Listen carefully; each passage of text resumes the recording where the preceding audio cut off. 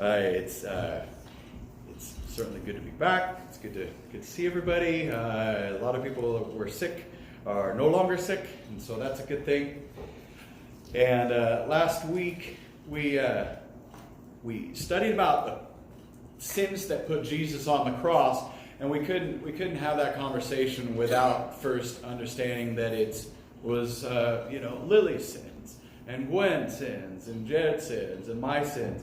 All of us have this personal responsibility in putting Jesus on the cross, because God had this sort of crazy idea that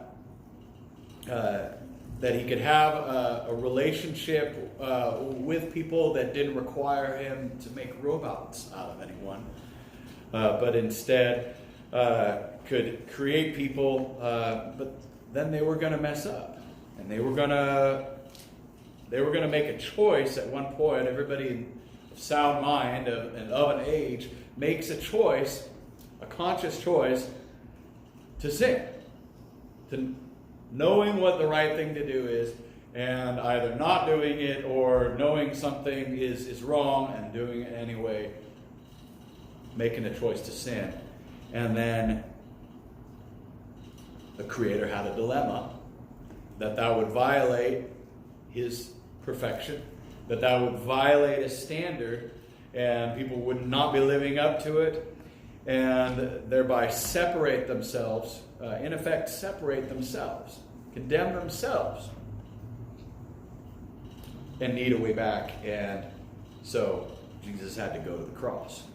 And so we talked about that, but we also were able last week to talk about some specific things that were involved, and it's kind of convenient because we could go to such and such a place, such and such a passage, such and such a set of verses, and we can go, all right, these are specifically tied for us, just laid out for us as part of what put Jesus on the cross. We talked about sin of ignorance, and Jesus is there on the cross, and he says, Father, forgive them, for they do not know what they're doing. And so an element of ignorance went into the situation, a hatred of good. In John chapter 3, it says that people are a little bit like cockroaches, and you shine the light on them, and they want to scatter. They want to run away, because if they come to the light, then their deeds will be exposed, and they're going to be at a crossroads. They're going to have to do something about that. I'm kind of dealing with that right now in a discussion that I'm having on the internet, and there's no way to describe what, I'm talking with somebody, for example, about baptism, and I cannot convince them that I'm not actually adding to the finished work of Christ when I believe God when he says in Hebrews 5:9 that obedience leads to salvation, and that in Acts 2:38 that repentance and baptism lead to salvation. That I'm not adding to the finished work of Christ, that they're just understanding this idea of they're misunderstanding the idea of faith and how it works, how faith has to work. And so I'm this struggle, and this goes along with religious prejudice that we talked about last week, and we have to make sure that it's not us. I cannot in any of this assume that I'm the one that's always right. We certainly have an overinflated sense of self-worth at times, and an overinflated sense of our own rightness.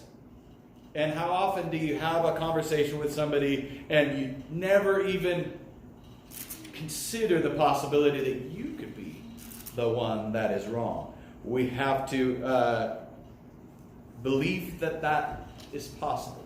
In 2 Corinthians 13:5, Paul tells them, he says, test yourselves. Make sure that you're really in the faith. Examine yourselves.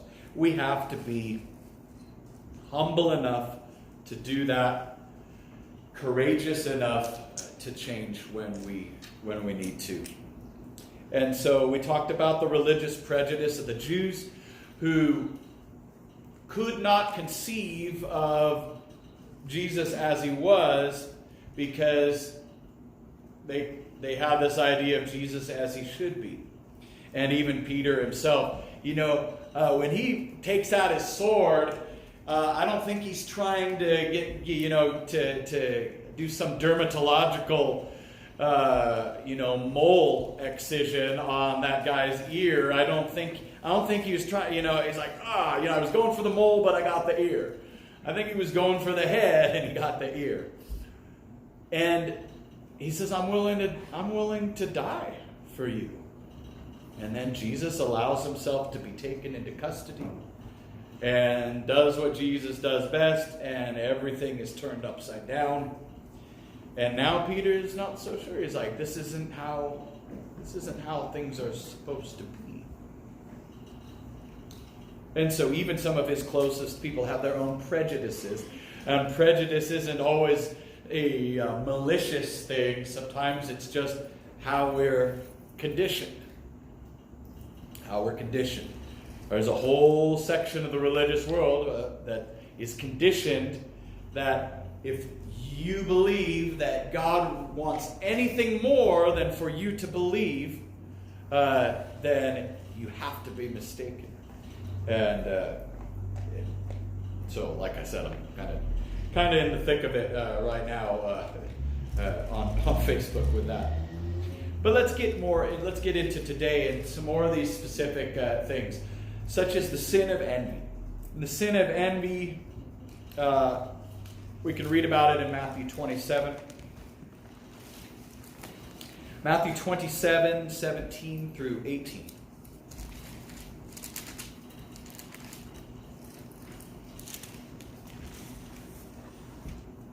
So when they had gathered, Pilate said to them, "Whom do you want me to release for you? Barabbas or Jesus, who is called Christ?"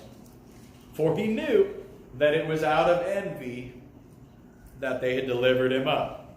Even he could see the proverbial writing on the wall. He could read between the lines, see the subtext of these people's behavior, and say, "Yeah, you guys don't have good motives.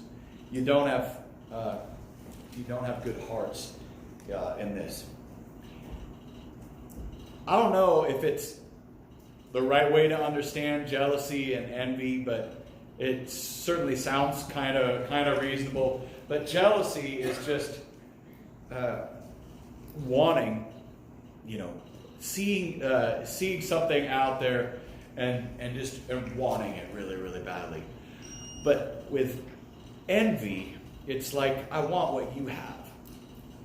And Jesus had gotten a lot of attention.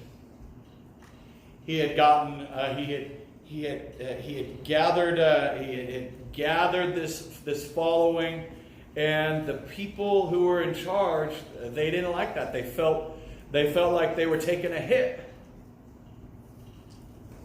because of that, and their power was threatened. And they want what he has. They want that control. And the irony is that he hadn't really. It had just gravitated toward him. He hadn't gone. He had set out to have this. Well, maybe he did. Maybe he did in a way. But he was the Son of God.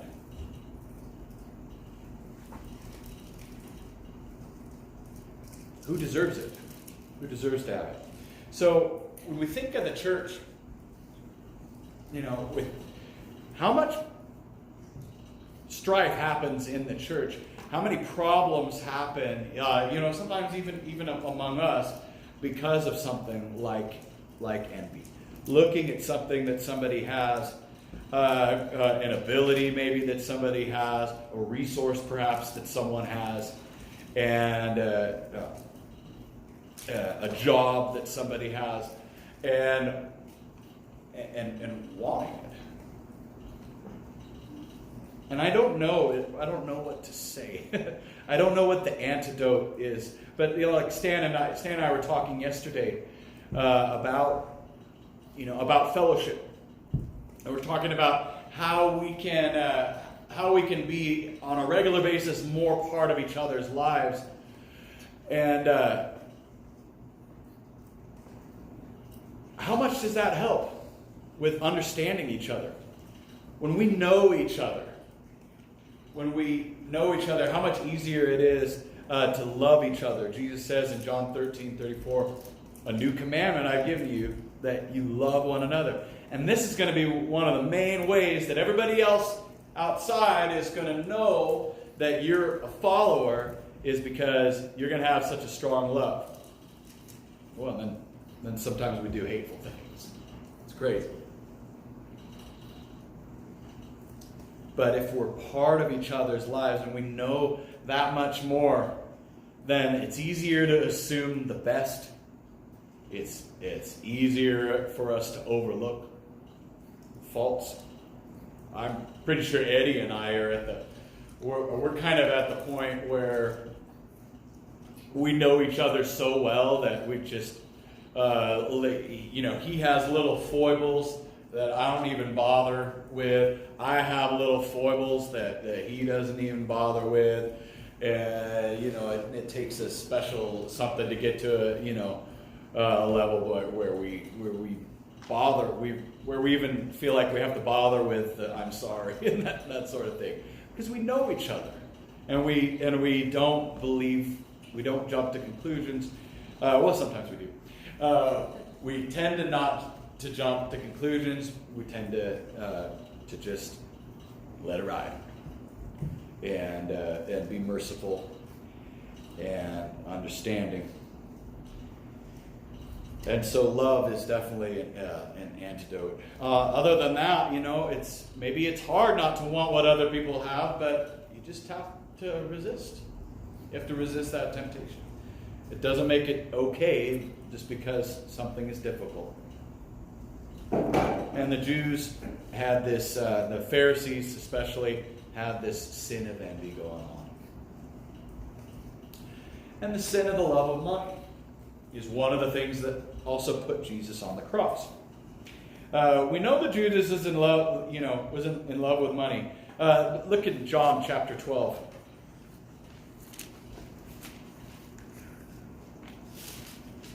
And even though we know that he had bad motives because he loved money so much, even though we know that, as you read this, I want you to think, I wrote it there.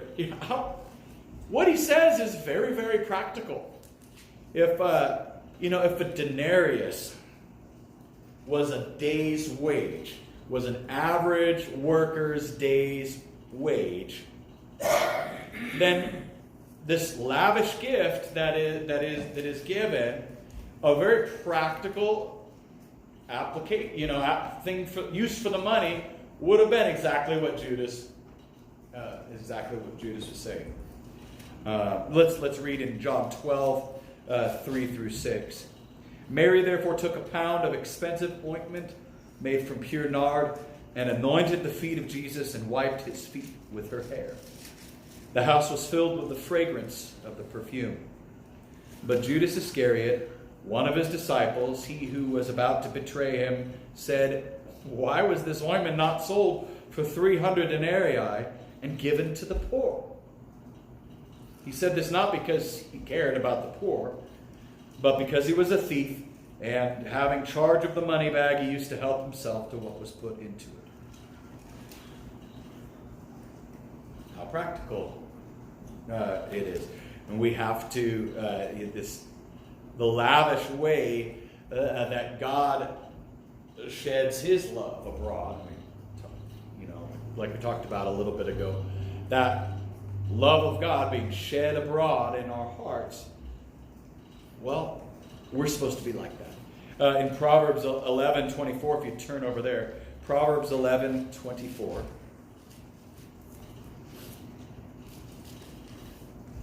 And it was so funny earlier in the Lord's Supper. Stephen quoted from one place in 11. he read from verse 25, all these things. He was talking about the love of money, and then he didn't do 24, and I was like, yes, all right, good. But Proverbs 11:24, it says, one gives freely, yet grows all the richer. Another withholds what he should give, and only suffers want. And so there is kind of a time and place for this type of thing that Jesus experiences with the foot washing that he receives. Mark 14, going further through the story of Judas.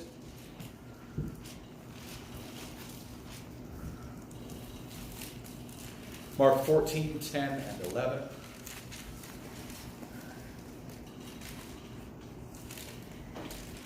Since it's backward on the screen, I say it a number of times in case you guys, those of you who are here, were thinking that maybe I thought you were deaf or illiterate or something.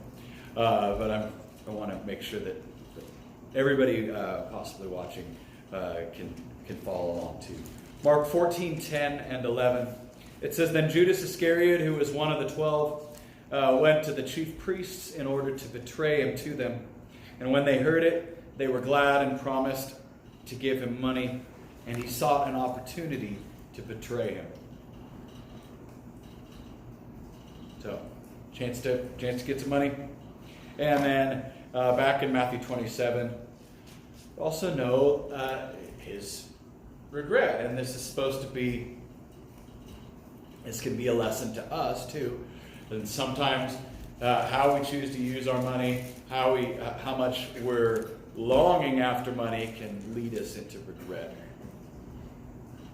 Matthew 27 in verses 3 through 5.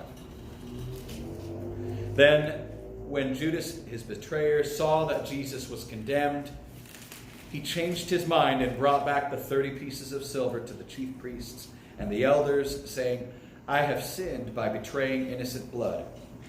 They said, what is that to us? See to it yourself. And throwing down the pieces of silver into the temple, he departed, and he went and hanged himself. This goes, 1 Timothy 6, 9 and 10, it's talking about, it's talking about anybody, but I can really fit Judas into 1 Timothy 6, 9 through 10.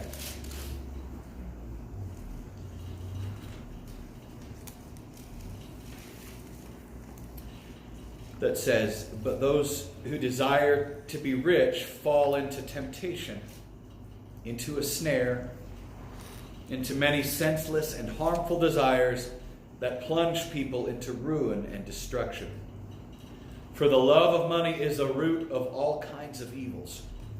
It is through this craving that some have wandered away from the faith and pierced themselves with many pangs. I'm one of those weirdos that think that Judas was a good guy. That he obviously had some huge problems, but that Jesus didn't go, oh, there's an evil dude, I'm going to choose him as one of my disciples. Did he know how things were going to go down? I suppose. But we've got somebody that caused himself a lot of problems with his love of money. And we do it too. So, one of the sins, another of the sins, besides envy that put Jesus on the cross, is this sin of the love of money. And then lies. The sin of lying is the third thing we could talk about. And we have the leaders of the Jews are hiring false witnesses. This is classic, and we do it. We sometimes are tempted to do it, to think the ends justify the means. There might have been a few of them that thought on some level that they were doing the right thing. All right, well, since we're doing the right thing, it's okay to go about it the wrong way. Right? And maybe we do it. One of those so-called little white lies, even among brothers and sisters sometimes. Well, I'm trying to protect them, or whatever it might be, and so it's okay in this situation. So Matthew 26, verses 59 and 60.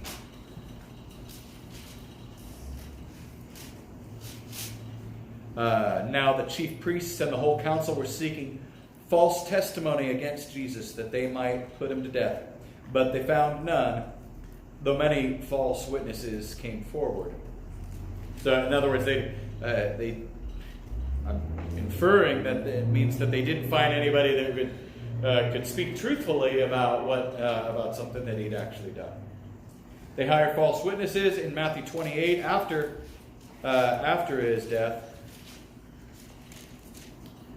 In Matthew 28, after his resurrection, verse 12.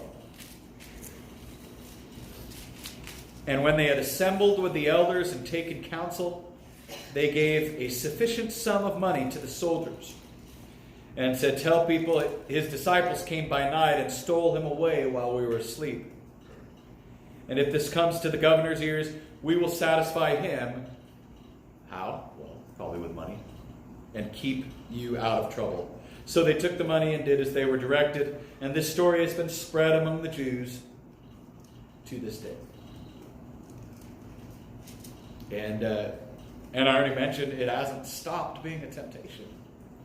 It hasn't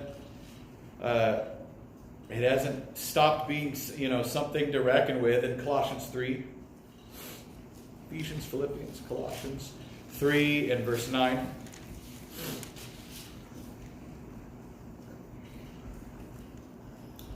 Colossians 3:9, it says, "Do not lie to one another, seeing that you have put off the old self with its practices, and have put on the new self." Paul have talked to a church and said, don't lie to one another if it wasn't something that was still on the table as a temptation. Hasn't stopped tempting. And I thought of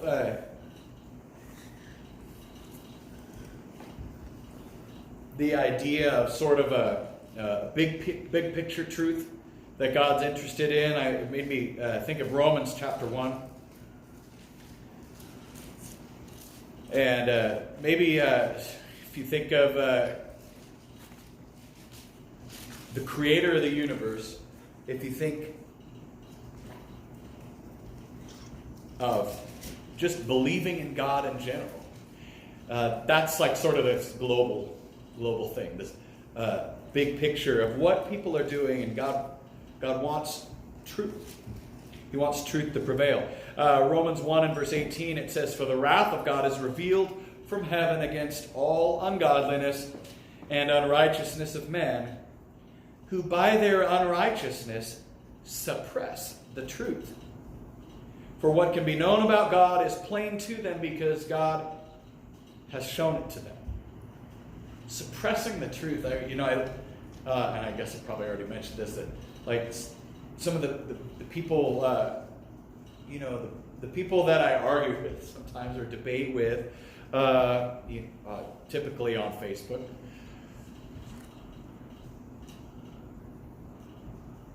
I can't, it's a benefit to me because I think of ways to talk to different people, and I think of different ways that I can word things that can maybe help me when I'm talking to somebody who has a more open heart about the thing. But I see people suppressing the truth, and I go, well, it's not about intelligence. It's not like you can't. It's not like, you're not so unintelligent or illiterate that you can't read that baptism now saves you might actually mean that it has something to do with saving. Right? I told somebody recently, I'm like, well, you have two choices with 1 Peter 3:21. Either baptism is all that saves you, and we know that that's absurd, because we can go here and it says obedience saves. We can go here, it says repentance saves. Go here, it says confession saves. And go many, many places, of course, that say faith saves, because faith is the first step, and nothing else is going to happen with somebody if they don't first believe. And so, of course, faith is hammered. Right? I know that you can look at that and read that it says baptism now saves you. So the only explanation is that your heart is hardened. That somebody has duped you. Somebody has lied to you, and if you say it often enough and strongly enough, people start believing it. Look at our media. Right? And we got it on both sides, right? We got it with the conservatives, and we got it with the liberals too. And nobody's exempt, and probably none of us have come out of that unscathed, right?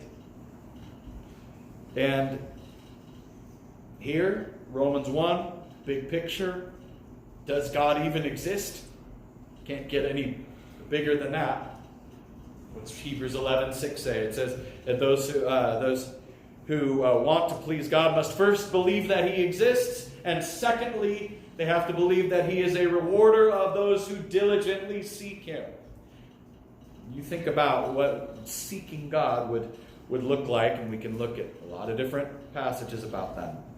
But Romans 1, suppressing the truth, holding it down. I know it's in there, but I'm going to keep it down. In Psalm 51, we bring it in. We bring it into Jesse's heart, Nathan's heart, Sarah's heart, Dixie's heart.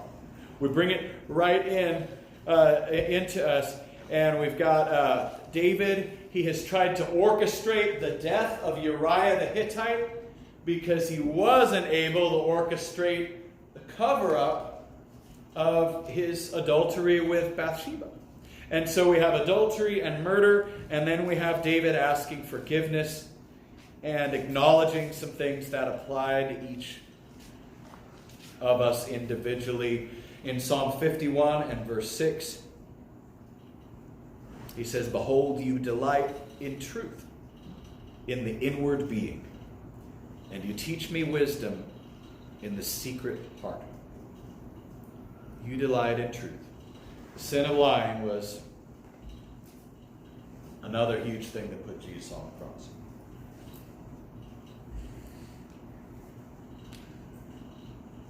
Apart from that, we also have sort of I don't know if we want to call it a moral weakness or just a weakness of character, a lack of integrity, a lack of resolve. But if you think about Pilate, he knows Jesus is innocent, right? He has the authority to release him. And what does he do? He dithers, right? He vacillates, he hesitates, right? He lets a situation that he could have said, "No, stop. You go free. That's it, and that's all." And he allows it to escalate, right? He allows it to continue until it gets to a point where it's so much easier for him to rationalize taking the easy way out, doing what was convenient. He wants to release him. If you want to release him, then release him. Do it. Pee or get off the pot. Something. But he's too weak, right? Luke 23 in verse 18. Luke 23, 18 through 23.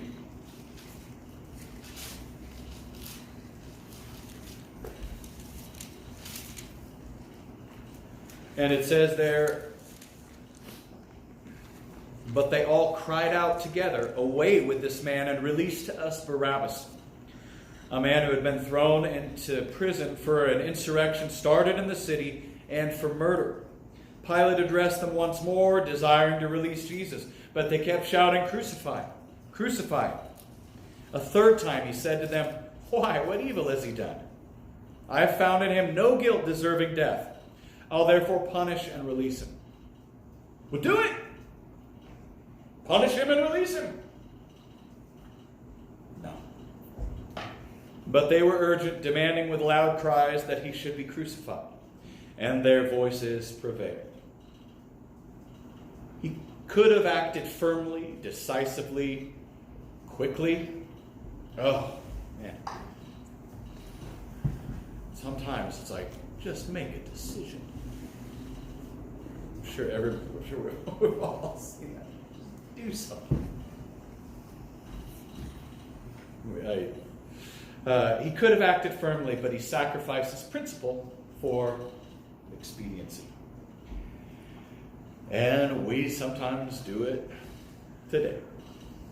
And we can take a page out of all these men's books, and in good ways and bad ways, we can do better.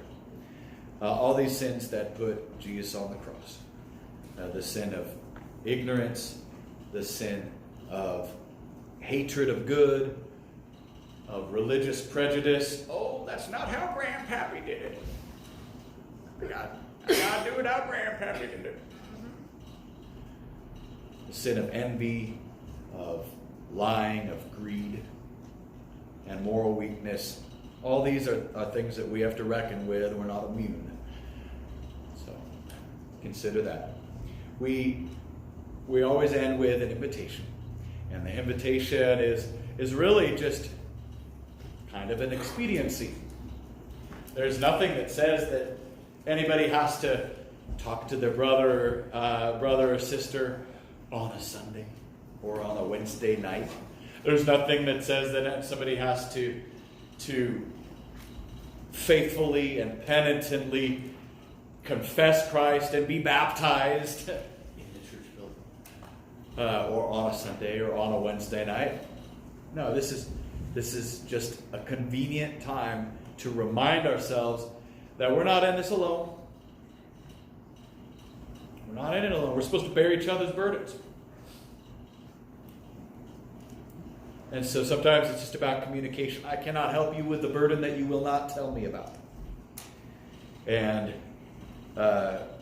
apart from that, as far as just regular kind of spiritual needs, if you need to turn to God and come to Him and be baptized, you are welcome to do that also. And let us know about it as we stand and sing this last song.